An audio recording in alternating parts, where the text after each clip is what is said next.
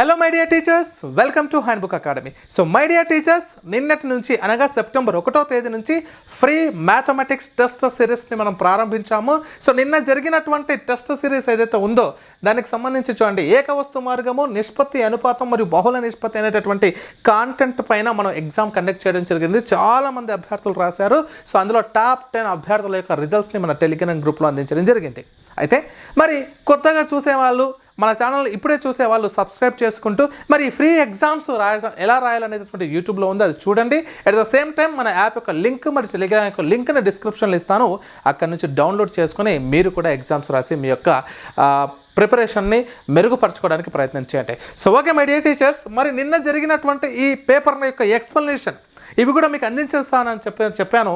So అందులో భాగంగా ఉన్నటువంటి ఫస్ట్ క్వశ్చన్ ఏమిటి చూడండి. మరి ఎలా చేసుకోవాలి సార్, ఈ ప్రశ్నకు సమాధానం ఏంటి అంటే చూడండి మిత్రులారా. So A/B is equal to 2:3 మరియు ఇక్కడ B/C అమ్మ, B/C ఈజ్ ఈక్వల్ టు 4:5 అయినా A/B/C విలువ ఎంత అని అడిగాడు. సార్ మనం యారో మార్క్స్ ద్వారా నేర్చుకుని ఉంటారు, అలా అస్సలు వద్దండి. సింపుల్ ట్రిక్ చెప్తాను చూడండి. A/B/C రాసుకోండి, అదే అడిగాడు కదా ఎగ్జామ్లో. ఇప్పుడు ఏం చేస్తారంటే ఇక్కడ 2:3 కూడా A/B కూడా 2:3 రాసేసుకోండి, ఓకేనా. ఇక్కడ 4:5 రాసుకోండి. డైరెక్ట్గా షార్ట్కట్ చెప్తున్నానండి, ఓకేనా. ఇంకేమీ లేదు మై డియర్ టీచర్. జస్ట్ ఇక్కడ ఏం చేస్తారంటే ఈ గ్యాప్ ఏదైతే ఉందో ఈ గ్యాప్లో దీని పక్కన ఏముందో అదే రాసుకోండి. 4 ఉంది, 4 రాసుకోండి. ఈ గ్యాప్లో ఎంత ఉంది, 3 ఉంది, 3 రాసుకోండి. ఖతం. ఇప్పుడు ఈ రెండు ఇంటూ చేయండి 8, ఈ రెండు ఇంటూ చేయండి 12, ఈ రెండు ఇంటూ చేయండి 15. సో 8:12:15 ఎక్కడుంది? This is your answer. Very simple. మీకు ఎక్కడ టెన్షన్ పడాల్సిన అవసరం లేదు my dear teacher. It is clear అమ్మా? Yes, it is clear. And next question చూడండి. సో నెక్స్ట్ క్వశ్చన్ ఏంటమ్మా అంటే ఈ ప్రశ్న. ఇప్పుడు ఈ క్వశ్చన్ చూడండి మై డియర్ టీచర్స్. ఇక్కడ ఏం చెప్తున్నాడు, 3x = 5y = 4z అయితే x=y=z ఎంత అన్నాడు. సింపుల్. మనకి x అడిగాడు, y అడిగాడు, z అడిగాడు. వెరీ సింపుల్ అండి. చిన్నగా చూడండి. ఏం చేస్తారంటే x ఫైండ్ అవుట్ చేస్తున్నారు కాబట్టి ఈ రెండు ఇంటూ చేసుకోండి. 5y కోఎఫిషియంట్ అండ్ 4 కోఎఫిషియంట్, దాని యొక్క గుణిజం 5 4 = 20 20 ఎక్కడ ఉంది? This is your answer. అయిపోయింది. ఇంకా మళ్ళీ చేయాల్సిన అవసరం లేదు. ఎలా? ఇప్పుడు y కావాలా చూడండి, 3 4 = 12, z కావాలా 3 5 = 15. This is your answer. And next question చూడండి తల్లి. నెక్స్ట్ ఏం చెప్తున్నాడు సార్ అంటే రైట్, థర్డ్ క్వశ్చన్ అమ్మా. థర్డ్ బిట్ ఇక్కడ వచ్చేస్తాం. రైట్, ఇదేం చెప్తున్నాడు చూద్దాం. ఏ మరియు బీలకు రూపాయలు 1000 3:3 నిష్పత్తిలో 3:2 నిష్పత్తిలో 3:2 నిష్పత్తిలో పంచుకోవాలనుకుంటే ఏ వాటా ఎంత, ఏ యొక్క వాటా ఎంత అడుగుతున్నాడు సార్. ఎలా చేయాలంటే ఈ రెండు పార్ట్స్ కలిపితే 5 part is equal to 1000. Very simple షార్ట్కట్లో మాట్లాడుకోవాలి సార్. సో 5 × 5 5 200. ఎవరి గురించి అడిగాడు? ఏ గురించి అడిగాడు? 3 × 200 607 ఉంది. That is your answer. అయిపోయింది. ఓకే, నెక్స్ట్ అమ్మా. నెక్స్ట్ చూడండి, ఫోర్త్ బిట్. ఇదేం చెప్తున్నాడు? ఏ కామా బి మరియు సిల యొక్క నెలవారీ జీతాల నిష్పత్తి. చాలా జాగ్రత్తగా చదవాలి ఈ ప్రశ్న. ఏ కామా బి కామా సిల యొక్క నెలవారీ జీతాల నిష్పత్తి 2:3:5 అయితే సి యొక్క జీతము ఏ కన్నా 12,000 రూపాయలు ఎక్కువ. సి యొక్క జీతం అనేటటువంటిది ఏ కన్నా 12,000 ఎక్కువ. సికి ఏకి మధ్య రిలేషన్ ఏంటి చూడండి, ఓకేనా. సి ఏమో 5 పార్ట్స్ అయితే ఏ వచ్చేసి 2 పార్ట్స్, అంటే 3 పార్ట్స్ వాల్యూ ఇక్కడ 12,000 అంటున్నాడు. 3 పార్ట్స్ వాల్యూ 12,000 అంటే 1 పార్ట్ 4,000. జస్ట్ 1 పార్ట్ 4,000 మాత్రమే. ఇదేమిచ్చాడు? 1 పార్ట్ 4,000 ఇచ్చాడు. అయితే ఇక్కడ ఏం చేస్తున్నాం? ఎక్కువ అయినా బి యొక్క నెలవారీ జీతం ఎంత, సంవత్సర జీతం ఎంత? బి యొక్క పార్ట్ ఏమవుతుంది? సో 1 పార్ట్ 4,000 అయితే బి పార్ట్ ఎంత? 3 అంటే 12,000. సో ఏ అంటే 3 × 4 12,000 అంటే 1 మంత్కి బి యొక్క జీతం ఎంత సార్ అంటే 12,000. కానీ అక్కడ అడిగిన ప్రశ్న ఏంటి? 12 మంత్స్కి సంవత్సరానికి ఎంత అంటే ఇంటూ 12 చేసుకోండి. 12 = 144. ఎక్కడ కనిపిస్తుంది? 144,000. That is your answer. ఓకేనా? ఇట్ ఈస్ క్లియర్ అమ్మా. ఇప్పుడు చూడండి నెక్స్ట్ క్వశ్చన్. ఈ ప్రశ్న ఏమన్నాడు సార్ అంటే, రెండు సంఖ్యలను 3:4 నిష్పత్తిలో ఉన్నాయి. ఒక్కో సంఖ్యకు 5 కలపడం చేత ఒక్కో సంఖ్యకు 5 కలపడం ద్వారా వచ్చినటువంటి నిష్పత్తి 4:5 అయితే ఆ సంఖ్యలు ఏవి అంటున్నాడు సార్. మై డియర్ టీచర్స్, చాలా జాగ్రత్తగా అర్థం చేసుకోండి. సింపుల్. ఏమంటున్నాడు? 3:4 ఉంది. ఎట్లా మారినాయి? 3:4 ఎట్లా మారినాయి? 4:5గా మారినాయి. ఎంత కలపడం జరిగింది? 5 కలపడం జరిగింది. సింపుల్. ఇంతే రాసుకోండి. ఇప్పుడు చూడండి తల్లి, cross magic, cross method. 4 16 minus 3 5 15 cross చేసుకోండి. ఎక్కువ దాని నుంచి తక్కువ తీసుకోండి. ఇది పార్ట్స్ అనుకోండి. తర్వాత మళ్ళీ క్రాస్ 5 5 25 5 4 20 అంటే 25 మైనస్ 20 అంటే 1 part is equal to 5. 1 part is equal to 5. 4 5 20 5 5 25 25 minus 20. ఎక్కువ నుంచి తక్కువ తీసేయండి సార్. ఫస్ట్ మీరు ఇట్లా ఇంటూ చేసినారు, తర్వాత ఇట్లా పోయినారు, అట్లద్దు. ఎక్కువ నుంచి తక్కువ తీసేయండి అంతే. 1 part ఈజ్ ఈక్వల్ టు 5 అంటే ఏమడుగుతున్నాడు? ఆ సంఖ్యలేవి, ప్రస్తుతం ఆ సంఖ్యలేవి? ఇగో ఇదే కదా, 3:4 కదా. 3 5 15 3 4 20 15 20. That is your answer. First one is your answer. Okay right. చూడండి, ఇలా మనం క్లాసెస్ చెప్తున్నాం అండి. ఇంకా ముందుకు వెళ్తాం. సో అన్నీ కూడా ఎక్స్ప్లెయిన్ చేస్తాను మై డియర్ టీచర్, చాలా జాగ్రత్తగా వినండి. సో మన క్లాసెస్ కనుక మీకు అర్థమవుతూ ఉంటే మన ఛానల్ని సబ్స్క్రైబ్ చేసుకొని మీ ఫ్రెండ్స్ దగ్గర చెప్పండి. మరి ఇలాంటి క్లాసెస్ అన్నీ కూడా అకాడమీ టెక్స్ట్ బుక్ ద్వారా లైన్ టు లైన్ చెప్తూ మన యాప్లో అందుబాటులో ఉన్నాయి. ఒకసారి మన యాప్లో ఉన్నటువంటి క్లాసెస్ని కూడా విజిట్ అవ్వండి మై డియర్ టీచర్. రైట్. చూడండి, రెండు సంఖ్యలు 11:3 11:13 నిష్పత్తిలో ఉన్నాయి. ఒక్కొక్క దాని నుంచి 12 తీసివేసినా ఆ నిష్పత్తి ఎలా మారుతుంది? 7:9గా మారుతుంది. ఎంత తీసేసాడు? 12 తీసేసాడు. ఏం చేయకూడదు ఇక. ఓకేనా? గతంలో చూడండి, ఆ రెండు నిష్పత్తులను సమానంగా చేసుకోవాలి, లేదా వాటి గ్యాప్ సమానంగా ఉండాలి, ఇవన్నీ మాట్లాడుకున్నాను. అవంతా వద్దు, సింపుల్ చాట్ ఇదే. క్రాస్ ఫస్ట్ నిష్పత్తుల యొక్క క్రాస్, ఇచ్చిన నిష్పత్తుల యొక్క క్రాస్. 11 9 99 మైనస్ 7 13 91. ఇది పార్ట్స్ అనుకోవాలి ఎప్పుడైనా సరే. ఈజ్కోల్ ఈ గ్యాప్ తీసుకోండి. 12 9 108 12 7 84. Okay, 108 minus 84. చూడండి, ఇక్కడ 8 parts ఈజ్ ఈక్వల్ టు ఎంత చెప్తున్నాడు? ఇక్కడ 4, ఇక్కడ 2, 24 అంటుండు. 8 parts 24 అంటే 1 part 8 ఎక్కం 8 ముళ్ళ. 1 part is equal to 3. 1 part is equal to 3 అంటే ఇక్కడ ఏమడిగాడు? వాటిలో చిన్న సంఖ్య అన్నాడు. ఫస్ట్లో చిన్న సంఖ్య ఏది? చిన్న సంఖ్య అంటే 11 కదా. 11 3 33. So third option is right answer my dear teachers. అది రెండే చూడ క్లియర్లీ. ఓకే, నెక్స్ట్ క్వశ్చన్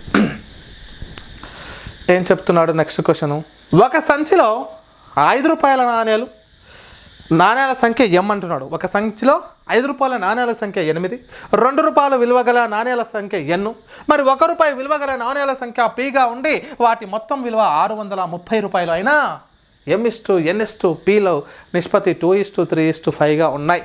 అయినప్పుడు 2 రూపాయలు మరియు 5 రూపాయలు, 2 రూపాయలు మరియు 1 రూపాయి నాణ్యాల మొత్తం విలువల యొక్క నిష్పత్తి ఎంత అని అడుగుతున్నాడు సార్. చాలా సులభం అండి ఇలాంటి ప్రశ్న. చూడండి, జస్ట్ ఏం అడుగుతలేడు సార్ ఇక్కడ. ఇప్పుడు చూడండి, వాటి నెంబర్ ఆఫ్ కాయిన్స్ ఏవైతే ఉన్నాయో వాటి రేషియో ఏమని ఇచ్చాడు సార్ అంటే 2:3:5 అని ఇచ్చాడు. ఓకే, 2:3:5 ఇచ్చాడు. ఇంకోటి ఏంటి? వాళ్ళ రూపీస్ ఎంత? ఇవి ఎన్ని కాయిన్స్ ఉన్నాయి? ఉదాహరణకు 10 ఉండొచ్చు, లేకపోతే 20 ఉండొచ్చు, 30 ఉండొచ్చు, చెప్పలేము, ఎంతో కొన్ని ఉన్నాయి. అయితే వాటి రూపీస్ ఏంటి? ఇది 5 రూపీస్, ఆ తర్వాత ఇది 2 రూపీస్, ఇక్కడ 1 రూపీ. రైట్. అప్పుడు ఏం చేస్తామంటే సింపుల్గా ఇప్పుడు జనరల్గా అమౌంట్ క్యాలిక్యులేట్ చేసేటప్పుడు ఏం చేస్తాం? 10 రూపాయల నోట్లు ఎన్ని ఉన్నాయి? 20 ఉన్నాయి అంటే 10 × 20 చేస్తాం. ఇక్కడ కూడా నెంబర్ ఆఫ్ రేషియోస్ తోటి వాటి పార్ట్స్ తోటి ఇంటూ చేస్తే 2 5 10. ఇప్పుడు అమౌంట్ రేషియో ఎంత వస్తుందండి? 5:2:1 కదా, అంతే కదా. 5 rupees, 2 rupees, 1 rupees, 10:6:5. This is your answer. 10:6:5. Okay, just wait. 10:6:5 అమ్మా. This is your answer. 10:6:5. ఓకేనా my dear teacher? Simple. Right. ఆ తర్వాత ఈ ప్రశ్న చూడండి, ఇది ఆల్రెడీ గతంలో ఒకసారి వచ్చింది సార్ ఏపీలో. చాలా జాగ్రత్తగా వినాలమ్మా ఇది. x:y = 3:2 అయినా 2x² + 3y = 3x² - 2y value ఎంత? ఏమీ లేదు. x అంటే 3, y అంటే 2 అంతే. x/y అంటే x/y, x/y is equal to 3/2, x అంటే 3, y అంటే 2. అయిపోయిందిగా. ఇప్పుడు ఏముంది, ఇక్కడ పెట్టేసండి, x కాడ పెట్టండి. అంటే 2 × 2 స్క్వేర్ ప్లస్ 3 × y అంటే ఎంతమ్మా 3, ఇక్కడ 3 స్క్వేర్, x అంటే 3 కదా, సో 2 × 3 స్క్వేర్, 3 × 2 స్క్వేర్. అప్పుడు ఏమవుతుంది, 2 × 9 ప్లస్ 3 × 4 ఇదంతా 18 + 12, 18 + 12 ఈజ్ ఈక్వల్ టు 30. 30 ఎక్కడుందో చూసుకోండి. సో ఇక్కడ ఉంది, కానీ తొందరపడి దానికి ఆప్షన్ పెట్టొద్దు ఎప్పుడైనా సరే. ఎందుకంటే ఈ వాల్యూ చేస్తే ఎంత వస్తుందో చెప్పలేం, క్యాన్సిల్ చేసే ఛాన్సెస్ ఉన్నాయి కదా, అంటే నిష్పత్తి సంక్షిప్త రూపంలో వచ్చే ఛాన్స్ కూడా ఉంది కదా. కాబట్టి ఇదైతే 30 వచ్చింది, 30:30. ఓకేనా. మరి ఇదేం వస్తుంది చూద్దామండి, ఇదేం వస్తుంది చూద్దాం. 3x² అన్నాడు. 3x² అంటే ఏం చెప్పొచ్చు, x అంటే 3 కదా, 3 × 9. ఓకేనా. మైనస్ 2 × y², y అంటే 4, y² అంటే 4, 2 2 జా 2 × 4 అయిపోయింది. ఇది 27 - 8 19 వచ్చింది. అంటే సో 30:19 ఈజ్ యువర్ ఆన్సర్. మరి క్యాన్సలేషన్ అవుతుందా, కాదు. సో ఇదే ఆన్సర్ అయినప్పటికీ కూడా మనం ఏం చేయాలంటే, ఇన్ కేసు మనకు 30:8 ఒక్కోసారి 18 వచ్చింది అనుకోండి, అప్పుడు క్యాన్సిల్ అవుతుంది కదా, 3 10 జా 3 6 జా. సో అలాంటి ఛాన్సెస్ ఉంటాయి కాబట్టి జాగ్రత్తగా మనం చేయాల్సి ఉంటుంది.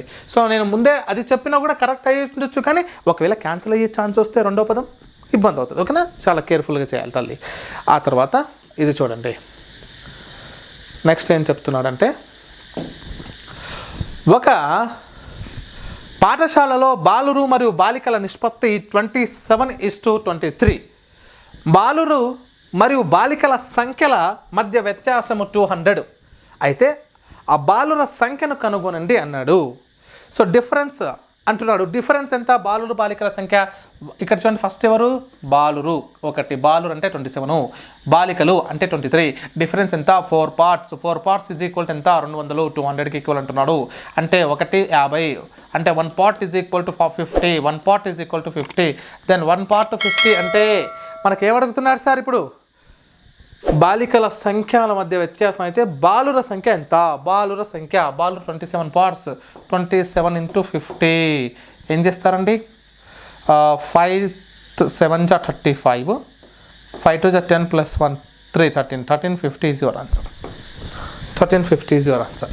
ఓకేనా, రైట్ తల్లి, రైట్. నెక్స్ట్ అమ్మా ఇక్కడ ఏం చెప్తున్నాడు సార్ అంటే, 21 56 27 యొక్క 4వ అనుపాతం ఎంత అంటున్నాడు. అంటే ఇది 21 అంటే A is equal to 21, so B is equal to 56, C is equal to 27. అంటే మనకు D ఎలా ఫైండ్ అవుట్ చేస్తాం సార్ అంటే, మీ అందరికీ తెలుసు A:B is equal to C:D అన్నప్పుడు D ఫైండ్ అవుట్ కావాలంటే అంత్యముల లబ్ధం మధ్యముల లబ్ధం కదా.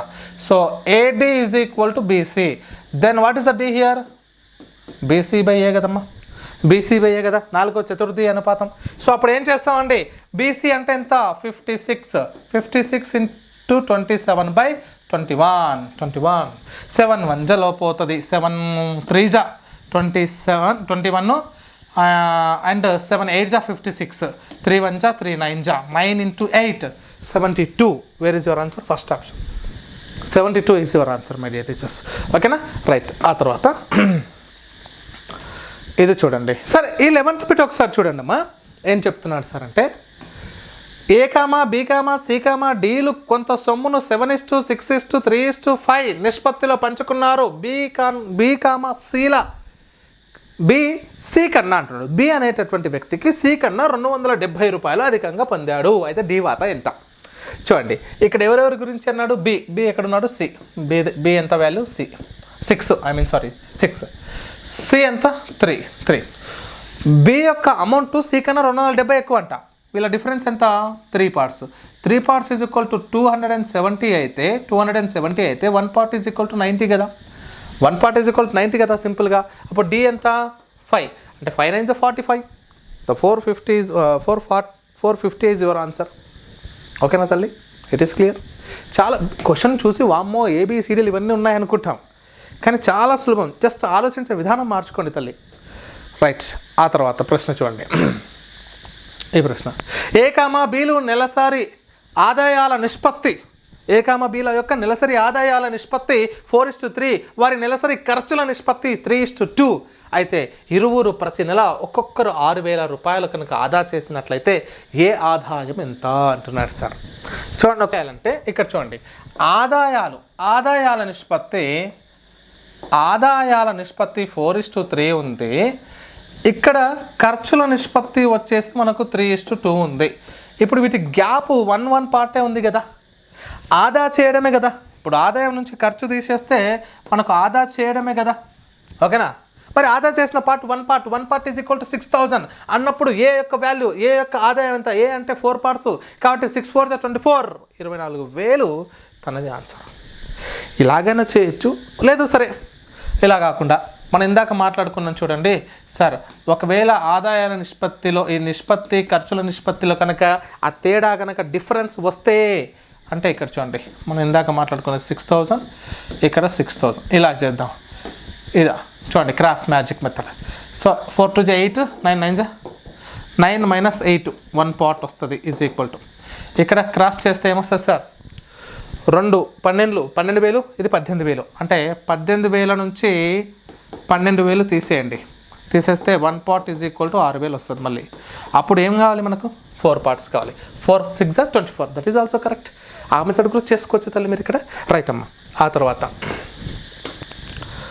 Next question number 13.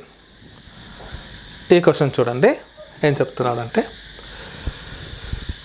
3:4 మరియు 4:5 యొక్క విలోమ నిష్పత్తుల బహుళ నిష్పత్తి 45:x అయితే x విలువ ఎంత?